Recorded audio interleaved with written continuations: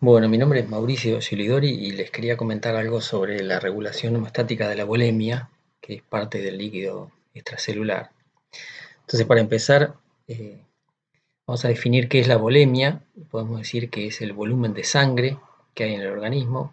Representa un 5 o un 8% del peso vivo, dependiendo de la capacidad atlética del animal. Cuanto mayor la capacidad atlética, más alto porcentaje. Un caballo de carrera tendría un 8%, y una vaca, por ejemplo, más un 5%.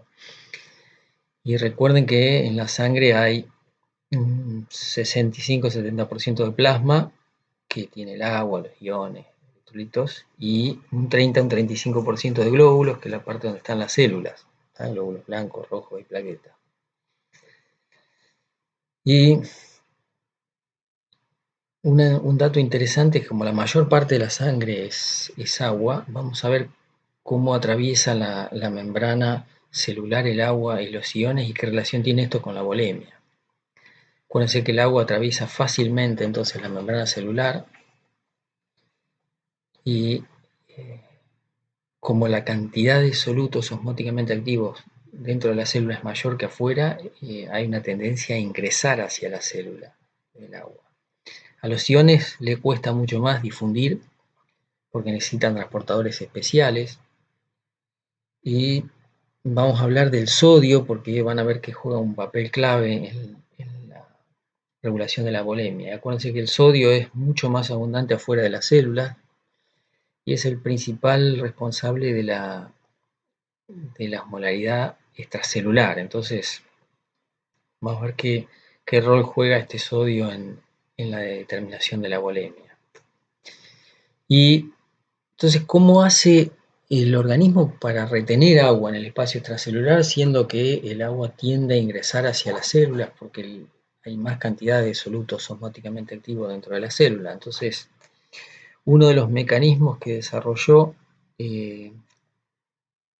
es el del sodio, que es un soluto muy abundante afuera de la célula. Entonces, como el agua difunde fácilmente a través de la membrana, pero el sodio no, lo que hace el organismo para retener agua en el espacio extracelular o en el medio interno es utilizar el sodio. El sodio entonces es muy abundante afuera de la célula y como no puede ingresar a la célula o es muy difícil porque hay permeabilidad selectiva, lo que hace entonces es usar ese sodio extracelular para mantener volumen líquido por fuera de las células. Entonces vamos a ver cómo se mantiene ese balance de sodio en el organismo o el equilibrio de sodio.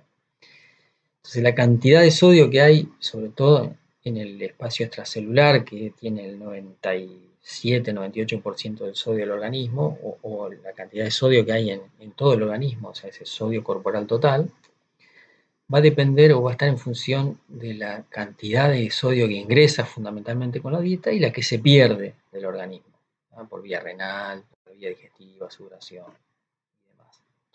Entonces, para mantener ese balance, el animal lo que tiene que hacer es equiparar el ingreso de sodio diario con el egreso. O sea, tiene que entrar una cantidad equivalente a la que se pierde diariamente.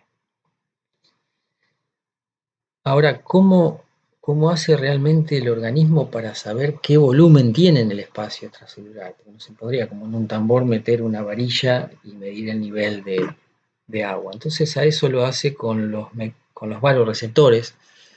Los vasoreceptores son mecanorreceptores que se activan por el estiramiento, y esto lo tienen los vasos sanguíneos. O sea, lo único que puede estirar o generar presión dentro de un vaso sanguíneo es la sangre. Entonces ahí están los vasoreceptores, estos que son mecanorreceptores que detectan el estiramiento de los vasos sanguíneos. No sé si recuerdan cómo es un mecanorreceptor, pero es un canal mecanosensible.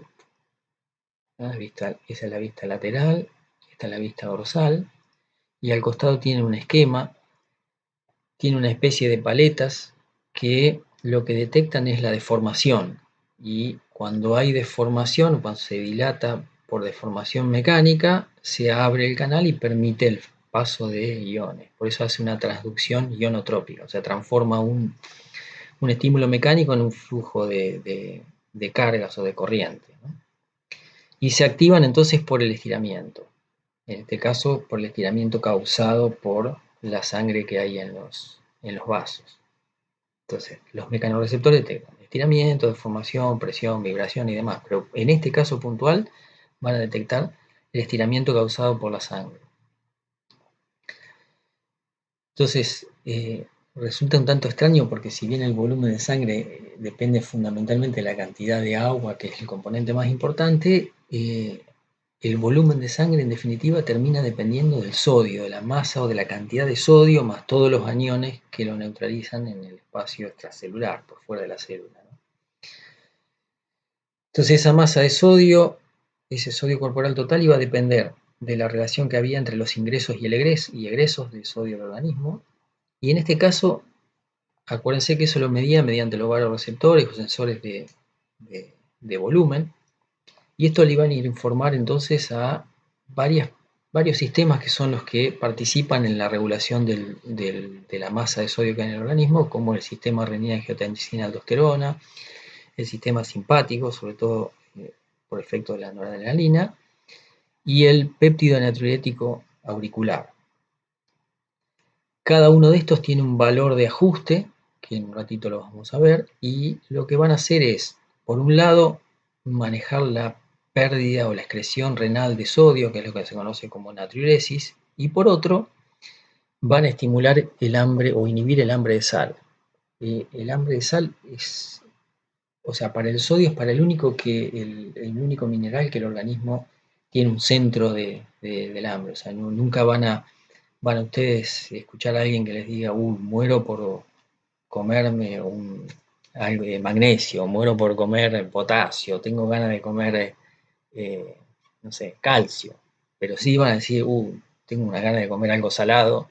Bueno, eso es por eso. O sea, hay hambre de agua con la sed, hambre de sal, y lo otro sería, bueno, el hambre por cuestiones energéticas, digamos. Pero entonces la regulación del volumen extracelular se hace controlando el balance de sodio. O sea, con la cantidad de sodio maneja cuánto volumen va a haber por fuera de las células o cuánta volemia. Y entonces, para verlo con un poco más de detalle, podemos decir que la volemia va a depender de la relación entre los ingresos y egresos de sodio, que acuérdense que el sodio era fundamentalmente un ion, el principal catión extracelular, ¿no? Entonces, esa volemia, ¿cómo la mide? Con estos baroreceptores de alta y baja presión.